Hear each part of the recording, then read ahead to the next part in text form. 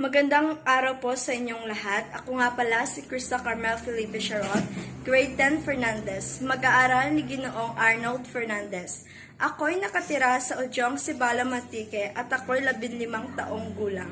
Sumali ako sa patimpalak na ito upang ibahagi sa lahat ang aking talento.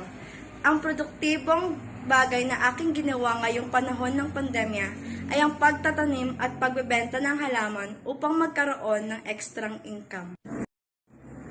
Yeah.